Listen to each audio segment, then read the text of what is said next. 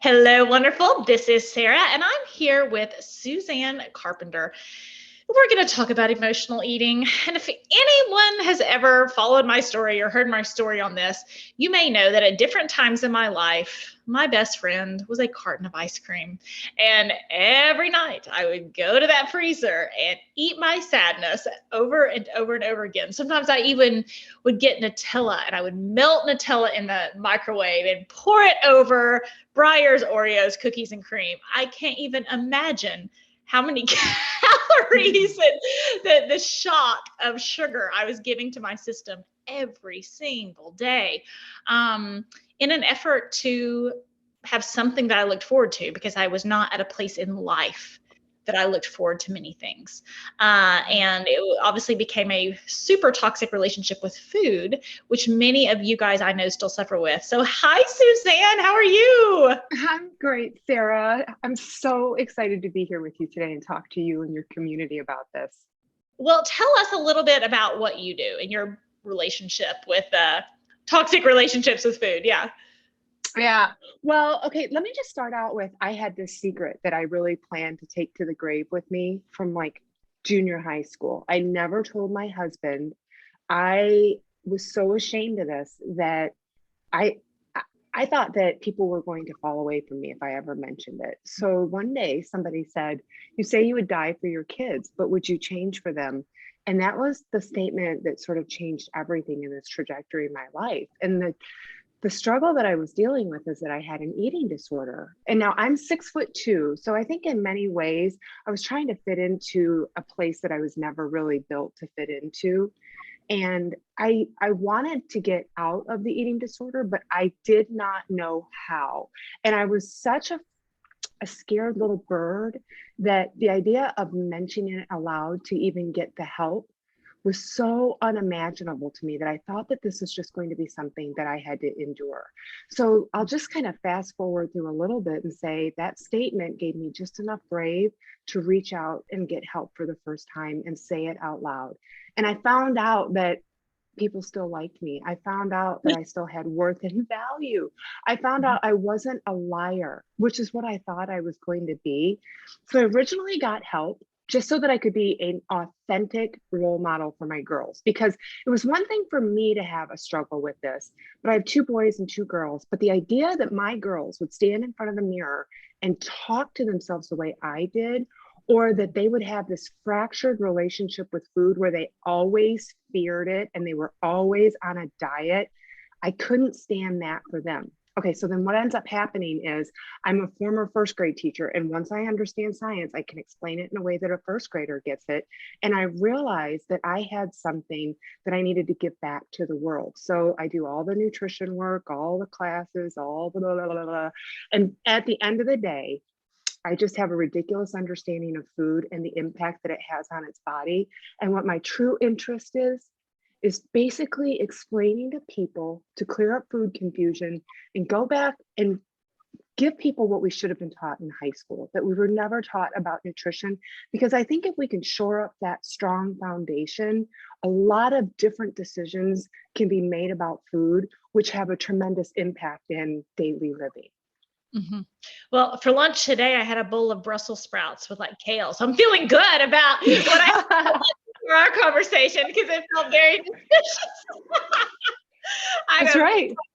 My husband had leftover ribs. And so I was like, "You look like a caveman." Like he had a stack of like ribs on his plate. He's like, "You want some?" I was like, "No, I'm going to do the Brussels sprouts." Yes.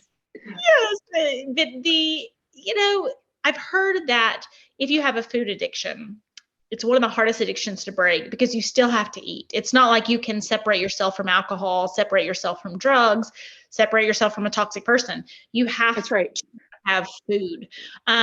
So what are some steps that people can take if they feel like they're eating their emotions or have some really unhealthy emotional attachment to food? Okay, so this is like a two-pronged fork, because in one part, you have to actually address the nutrition part. I just want to pause here for a minute. Right. If you're not getting adequate nutrition in your body, it's ultimately your brain that is choked and starving. And if your brain is starving because all you're eating is Skittles and Kit Kats, then you're not going to have the mental space to do the emotional part. So a little bit of this is if we can first do the foundation of let's just get protein, fat, and high fiber carbohydrates in your body. Let's just start restoring nutrition. This really cool thing happens. Space opens up in your brain to consider the emotional part behind why you're turning to food. But man, that's really a tough paradigm to go toward when you're turning to food because you're in pain in the first place.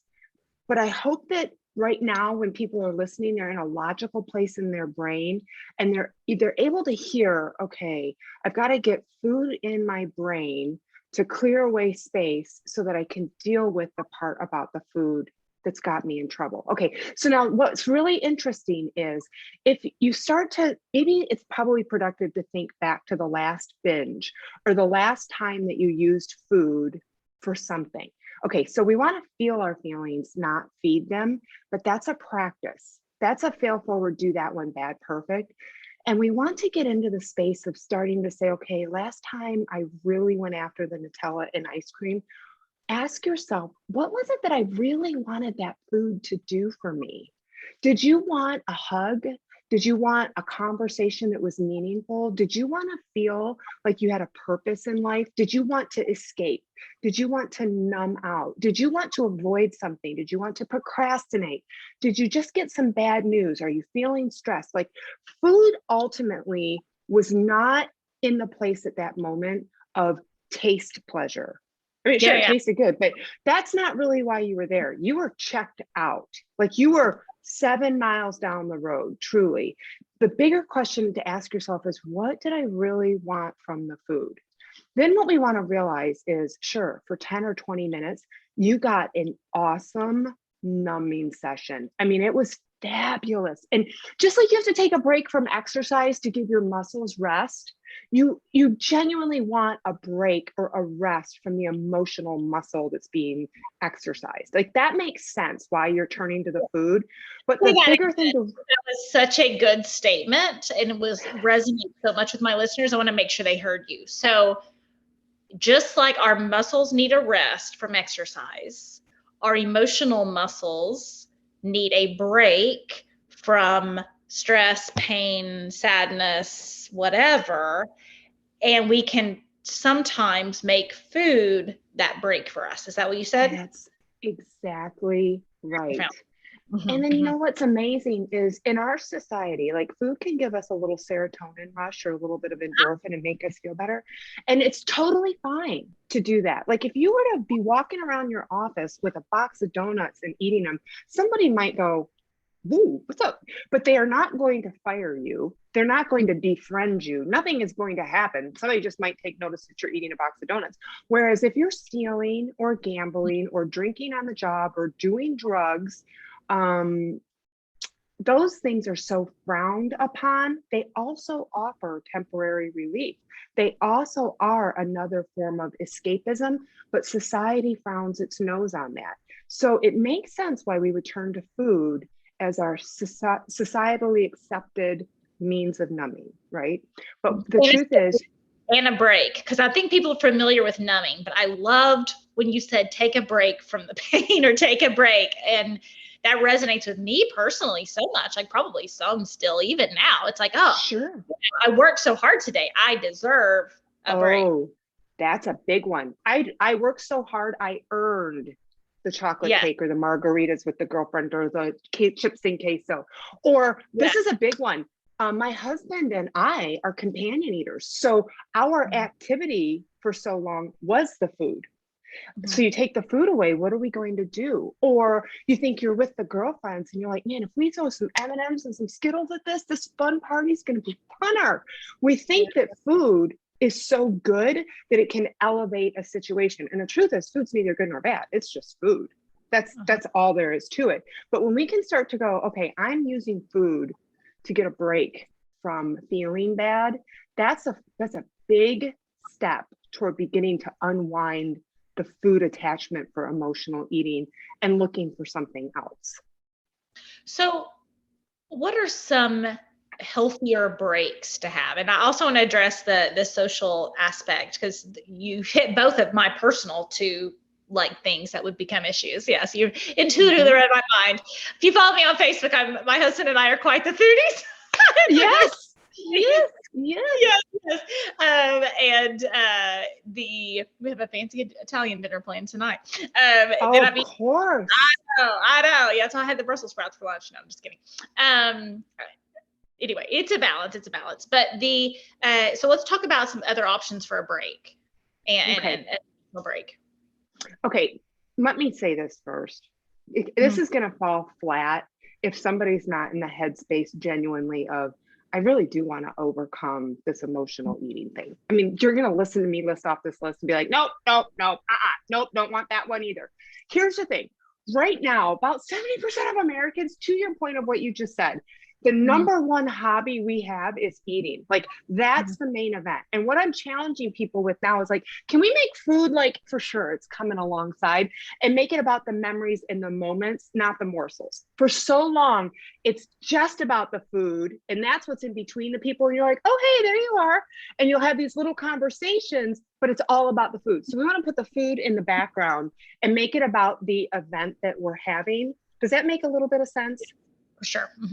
Okay. Yep. So now, having said that, we have to think of distractions. And what I really want to get across here about, like, I know, like, I work specifically with women with weight loss over 40. I know food is your best friend. Like, I know it's your guy. I know that. But since we want to lose weight because we have wedding pictures coming for our kids, we've got graduation pictures coming, we did not imagine ourselves feeling like pears and apples at this phase of life. Like, we still want to be vibrant, because that's the truth. We have to consider, can I come up with a distraction to keep me busy away from food? I never want to go brush my teeth instead of having chocolate chips. Like, I get that, but I had to realize, okay, I have a trigger time, and everybody kind of universally has like a moment of time in the day that their week tends to be, the average is late in the day between 4 and 6, or later in the day between 7 and 9. Can you just not be around food at that time? In my case, it was no more hanging around the kitchen after dinner. It's like when I was a little girl, mom would turn the light off in the kitchen and say, we are not having anything more. Kitchen is closed.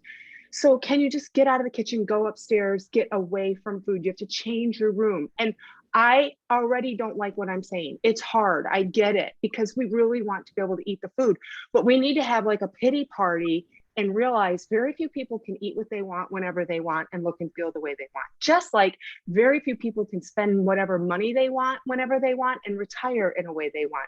And when you begin to look at food like you look at finances, and you see they're really similar beings, and you have to pick and choose, then just like you can walk into a store and you can say, all right, I get one pair of shoes, I don't get them all. You start to do that with food. Okay, I can have the one bag of chips, but doesn't mean I get the whole pantry tonight. So I need to leave the kitchen because I already overdid my budget for the day. Or it's take a bath, or take the dog for a walk, or call a girlfriend, call your mom, write some letters, get a new hobby that is not about going through photo albums of food, cookbooks, scrolling Pinterest about food. Get in. It's like, this is the time to cultivate the new you, the new hobby. Are you going to crochet? Are you going to start the garden? We've got to have a predetermined distraction. But I just want to say, I get how hard that is. Like, I know you want your distraction to still be food. It's your pacifier. It's your thing. But that's not really serving you in the long run, because we're still left with the problem after we have the food episode. That's a really big pill to swallow, but it's a really big truth. For whatever reason you've used food to numb out or to take a break from your life, at the end of that, because the food is finite, you are going to be left with the problem. Yeah, no, agree completely. And so walk a dog, brush your teeth, call your mom, find another distraction. And my people are used to me talking about distractions being a bad thing. And I would say in this circumstance, it is a good thing. I would agree completely with that, because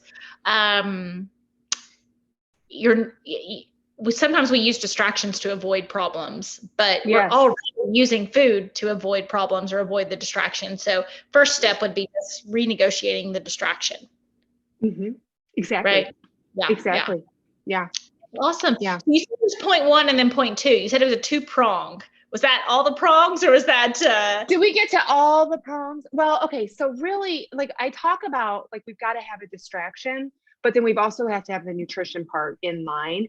So that if you're eating in a way that like you're doing, in my world, I talk about eating protein, fat, fiber every meal makes maintaining or losing weight no big deal. Eating breakfast, lunch, bridge, snack, and dinner. And it's nothing more, starting the first third of your day out right, setting yourself up for success. So then what happens is if you've eaten breakfast the way that I would prescribe in my community, you're not riding the super roller coaster of up and down blood sugar. You're kind of on the kiddie coaster and you're feeling good and you have better energy. Then you're likely to make a good decision at lunch because you started your day out right. Then you're likely to do a good snack. I always have a bridge snack, which is ruin your dinner, because most of us go into dinner time thinking it's going to be like the Last Supper. The reason I'm saying all this and I'm winding the clock back to breakfast is because if you've fed your body all day long, odds are come dinner time, you're not going to feel like you're going to eat your arm off like the days when you have coffee for breakfast and coffee for lunch. Then it makes setting yourself up to accept the distraction a lot easier. And, there's so many ways like in life, like adulting's hard, and that's what your community is about, is all these different places that toxicity arises. And there's this awareness of, okay, we all experience pain in some way in our life. And that's kind of the togetherness of this. And so with food, I have the sense that because 2 out of 3 Americans are overweight, like 1/3 of that is obese, we have said, okay, so we can let food be the one area I don't have to show up in my life to quite so much with so much discipline and compromise. This can be the one area I can really surrender because I have to be 20 kinds of awesome in all these other places of my life. And where instead, clearly having gone through a pandemic, your health is your greatest wealth. If you are not healthy, then you have nothing. Like you don't have the job that you're working so hard for. The relationships you're fighting for don't matter. And so what we want to think about is, what does our 80-year-old functional self want us to be like? Do you want to be able to run up the backyard chasing the grandkids and be able to lift yourself up out of a hospital bed if you were to suddenly be sick, or lift a loved one up out of a wheelchair if they were to be immobile? Like there's a functionality to, we really do owe it to ourselves to learn a healthier way of taking care of this, because this is the only earth suit that we're going to get. And we're in the space of, we are experiencing so much emotional pain. It makes sense why we're turning to food. But my argument is it really making it better? So good. And I have always had a pretty good metabolism. Like even when I was eating that ice cream, it should have been worse than it was. And that idea of, this is an area, since my metabolism does a lot of the work for me. Yeah. This is an area I can surrender and not have to spend the emotional energy putting up safeguards around, because my metabolism had enough, and anyway, somewhat, but that idea of surrender too, because it's like, that was it, because it was like I knew I had to perform here and perform here and perform here, but my metabolism was pretty good, so it's like I don't have to worry about that as much. And I remember I did high performance coaching training with Brendan Burchard, and they tried to clean up my nutrition, and I was like, no, we're not going there, because that is the one area of life that I don't have to think about, and it's pretty okay. I said, no, I'm not going to go there. And I remember, I love the way you said that about the surrender, because it's exactly was my resistance to it. It's like, no, I am taking care of my crap here. I'm taking care of my crap here. I'm taking care of my crap here. My metabolism does a pretty good job of taking care of my crap here. So I'm not going to engage in that. Right. Not a super healthy choice, but I'm being honest. It's so true though. I mean, how about that for unintended consequences? Oh yeah. Right? Absolutely. Yeah. Well, it was funny at the National Success Summit. It was in Nashville, and they had all these food things and all these successful people on stage. And I remember thinking, like, I can't go buy a pretzel. Here I'm studying all these successful people, and they're got nachos in the back. Like, I'm not going to go get nachos and all this. That's right. And because it felt like it would be inappropriate to surrender at that point, because I was in the energy with all these great leaders and great thought leaders and so it instantly, I sat up straighter and behaved better, Oh, because your identity was Yes. there, and that was your ideal identity, Yes. that's who was in that place. And at home, there's a little bit more relaxed identity. Mm-hmm. Yeah, absolutely. Absolutely. I love that. I definitely don't want to skip over your main statement either, which is you love your kids enough to love your daughters enough to die for them. Do you love them enough to change for them? And that's also something very pressing in my community. I hear a lot of stories like, I just want my daughter to, no, my daughter, I don't have to worry about her because she's stronger than me. I hear that all the time. It breaks my heart every time. And it is this idea that I can tell her what to do, not show her what to do. Right? Yeah. Any thoughts on that? Oh, yes. Okay. This is a big soapbox that I actually get onto, because we as mothers are their ideal mentor, no matter what the state of the relationship is like right now. So I have this idea that in your community, these mothers want to be the role model to their daughter, whether they feel like they have been or not. But today is always the day to start and to show up, because your girls want to see what this thing's going to look like at the next stage and the next stage and the next stage. And they might be teens right now. They might have sour opinions, but that doesn't mean that they're done having you be their number one mentor. And you want to be authentic. You want to be the real deal, because actions do speak louder than words. They're not listening to you. They're watching you. They're watching, in my case, they're watching how you treat yourself. They're watching how you take care of yourself. They're watching how you talk to yourself, how you dress, how you show up to your life, because you are showing them what they should expect when they are at that stage of life. So I want to challenge you.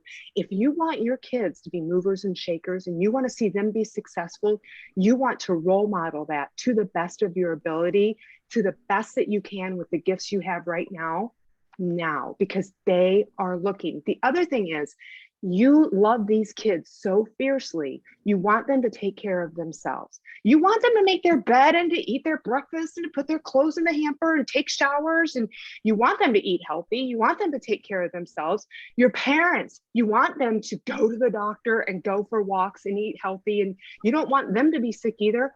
The thing is, you are the sandwich in the middle, you are the meat in the middle, and those people on either side love you just as fiercely, and they want to see you pouring into yourself just as much as you want to see them do the same. As much as you want to see your parents and your kids be happy, they want to see you show up the same way to your life. So thinking that this is for everybody but you is inside out thinking. You're here, you're hearing these messages, you're showing up. That means you have a dream on your heart, and it's time to actually just kind of open up the cupboards and let it sink in, because you have people watching that need your wisdom, and you are smart enough to grab it and to take hold of it and to do something with it. I had a friend and she didn't exercise. Okay. I know we've been talking about food, not necessarily exercise. You tend to be, coupled up.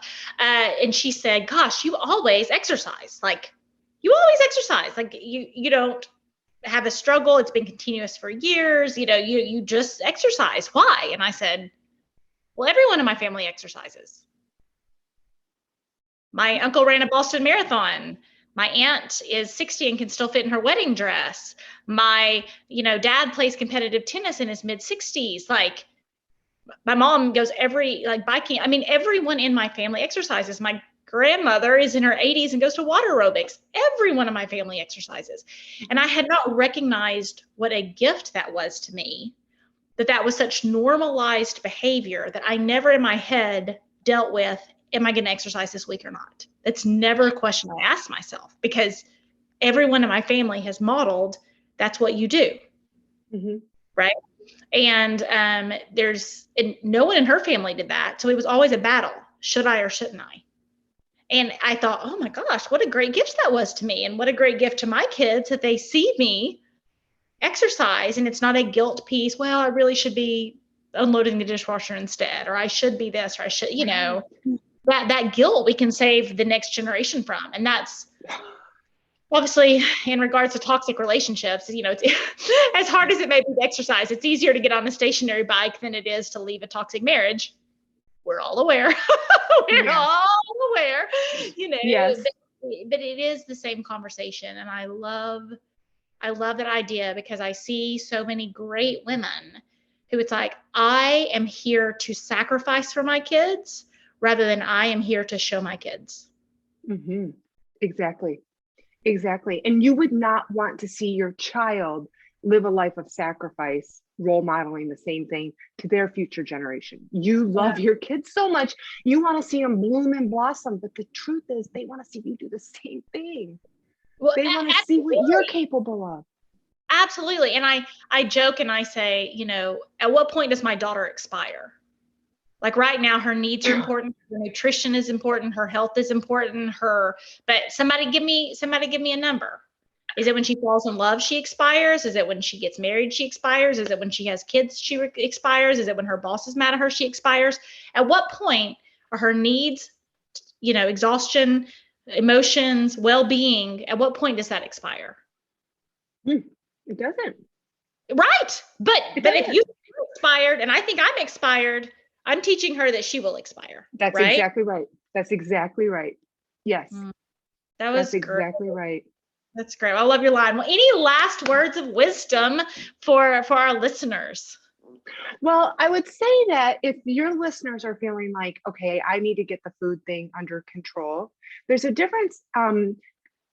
Right now we're hearing carbs are bad in this world. And I want you to know carbs are good nor bad. I mean, carbs are part of food and they fuel your brain. But if you can start looking for high fiber carbohydrates, that's going to help you to do so many things in terms of living a healthier lifestyle, but it's also going to help you to feel full. And that's not really a feeling we're familiar with in the United States. We're used to responding to appetite, which is I see food, I smell food. But if you're eating balanced plates of protein, fat, and fiber at every meal, you're actually going to benefit from turning off about 8 hungry hormones. And it can be as simple at lunchtime as finding a high fiber tortilla, some lunch meat, and a string cheese and rolling it up into a log. And then you're good to go. Protein, fat, and fiber. But that could be tremendous coupled with your 3 liters of water a day. I'll leave you with this. People are always like, where does the weight actually go? Like when I'm losing weight, where, does it just go when you poop? Where does it go? But the truth is, yes, but we breathe it out and we pee it out. So in order to really be losing the weight, you've got to be drinking the water. 3 liters of water a day minimum. There you go. There you go. I swear it's not moonshine.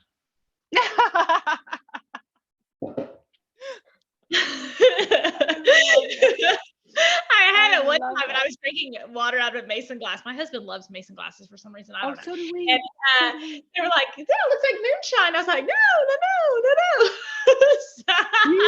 Not online. No. I can't even imagine drinking straight moonshine. That'd be terrible. So I'm getting my 3 liters of water. I'm following the rules. Good job. Yeah. Good job. That's awesome. So tell people where they can find you first. Okay, so I am Weight Loss Over 40 on Instagram. You should definitely follow me there because I'll show up with different things that I'm making, like breakfast cereals, like we can eat cereal in our 40s and lose weight, or like how I dine out, how I choose to do that. You can get a lot of tips and gather some of my free content. I also have 7-day free program called Suze on Your Shoulder. It's like the angel on your shoulder. Oh. And it's a soundbite that comes right to the text message of your phone. And it's a nutrition course broken down into bite-sized chunks of what you need to know in the right order. So those first 7 days will give you resources and tools and things that can really help you begin to turn your ship around here with the nutrition and see that it's not so hard and not so complicated, and clear up a lot of the fads and the confusion that's out there, because there's just so much noise that's why we're not getting to where we understand. It's just, who do I listen to? Because it's one thing after the other. So you can go to carpenter180.com and just look for free SOS and sign up for that. Awesome. We'll put that stuff in the show notes. So if you had one message that you got to broadcast to the entire world, you had a 1-minute message and you think everyone needs to know this one thing, what would that be? It's basically, at the end of the day, decide what it is that you need very most in this world and then go do that. There's something that's put on you that you need, that only you need, that is a special something that the world needs for you to cultivate and deliver. And for me, that's why I built the company Carpenter 180, is because I needed the information that I'm now giving back to the world. I love it. Well, thank you so much for coming here. You guys check her out on Instagram and her website, Carpenter 180. And thank you for helping us on our journey to becoming toxic person proof. My pleasure.